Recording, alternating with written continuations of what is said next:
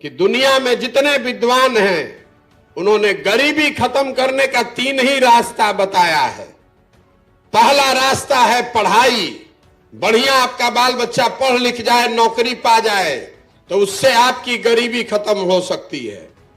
दूसरा रास्ता है खेती। अगर आप पढ़ाई लिखाई नहीं किए हैं, आपके पास जमीन हो तो खेती करके भी आप अपना जीवन सुधार सकते हैं। और तीसरा रास्ता है पैसा, पूंजी। अगर आप पढ़ाई लिखाई नहीं किए, आपके पास जमीन नहीं है, लेकिन अगर पैसा हो तो दुकानदौरी करके, रोजी रोजगार, व्यापार करके अपना जिंदगी सुधार सकते हैं। यही 3 रास्ता है, चौथा कोई रास्ता नहीं है। तो बिहार को अगर आप ध्यान से देखिएगा तो ज्यादातर लोगों के पास ये तीनों में तीनों चीज नहीं है। आपका बच्चा पढ़ने जा रहा है तो पढ़ नहीं रहा है, पिलुआ वाला खिचड़ी खा के घरे आ रहा है। और आप में से कुछ ऐसे भी लोग हैं जिनके बच्चे प्राइवेट स्कूल में पढ़ रहे हैं। तो आप समझ रहे हैं कि हमको स्कूल से क्या मतलब है, हमारा लड़का तो प्राइवेट में पढ़ रहा है। तो जो प्राइवेट में पढ़ रहा है उसको भी स्कूल पास करके कॉलेज सरकारी में ही जाना है। तो सरकारी कॉलेज में भी यहां पढ़ाई नहीं हो रहा है। वहां नाम लिखाएगा और 3 वर्ष का डिग्री 5 वर्ष में आपको मिल जाएगा। एको दिन पढ़ाई नहीं है, लड़का नाम लिखाया, एडमिट कार्ड लिया, परीक्षा दिया, डिग्री लेके चला आया। तो स्कूल में खिचड़ी बट रहा है और कॉलेज से डिग्री बट रहा है, पढ़ाई दोनों में कहीं नहीं हो रहा है। तो जब आपके बच्चे पढ़ेंगे ही नहीं तो मजदूर नहीं बनेगा तो कलेक्टर बनेगा। इतना बात तो आपको समझ में आना चाहिए। और ऐसा नहीं है कि बिहार में पढ़ाई पर खर्चा नहीं हो रहा है। इस गरीब बिहार में हर साल 40,000 करोड़ रुपया खर्चा किया जा रहा है आपके बच्चों के पढ़ाने के नाम पर। और इतना यहां चोरी और बंदरबाट है कि 40,000 करोड़ रुपया में 40 गो बच्चा भी बढ़िया पढ़ाई नहीं कर रहा है। पढ़ाई का सुविधा आपके पास है नहीं। तो दूसरा रास्ता हमने आपको बताया, खेती।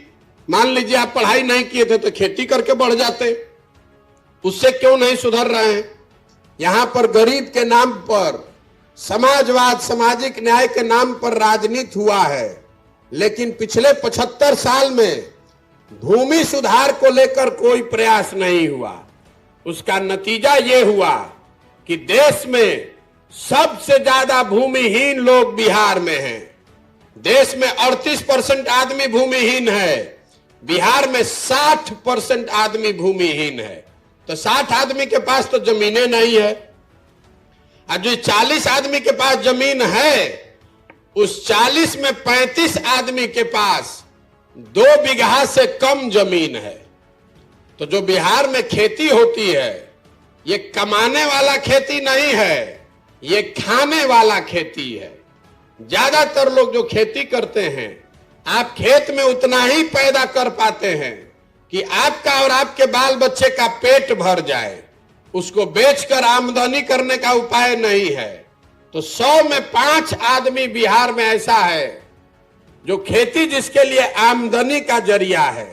बाकी आदमी खेती से या तो अपने बाल बच्चे का पेट भर रहा है या फिर खेत में मजदूर है। तो शिक्षा है नहीं, खेती है नहीं। तीसरा रास्ता आपको बताया हमने, पूंजी। कुछ नहीं रहता। अगर आपके पास पैसा होता तो आप कुछ नहीं करते, 5 गो भैंसे रख लेते, अपने गांव में कोई दुकानें खोल लेते, खाद का व्यापार कर लेते, फार्चून किराना का दुकान खोल लेते। तो बिहार में प्रति व्यक्ति आय है 35,000 रुपया। देश में एक आदमी औसतन कमाता है 1,45,000। बिहार में 35,000 रुपया कमा रहे हैं। तो इस महंगाई के जमाना में 35,000 रुपया में आप खाइएगा क्या, बचाइएगा क्या और पूंजी कहां से लाइएगा? तो जब आपके पास शिक्षा है नहीं, खेती है नहीं, पूंजी पैसा व्यापार के लिए है नहीं, तो गरीबी से निकलिएगा कैसे? जब तक बिहार में गरीब से गरीब बच्चों के भी पढ़ने की अच्छी व्यवस्था नहीं होगी, जब तक यहां भूमिहीनों को जमीन नहीं दिया जाएगा, खेती को कमाई वाला खेती नहीं बनाया जाएगा, और जब तक यहां के महिलाओं को, बच्चों को पूंजी देकर रोजी रोजगार का व्यवस्था नहीं किया जाएगा, तब तक बिहार से गरीबी दूर नहीं हो सकता है।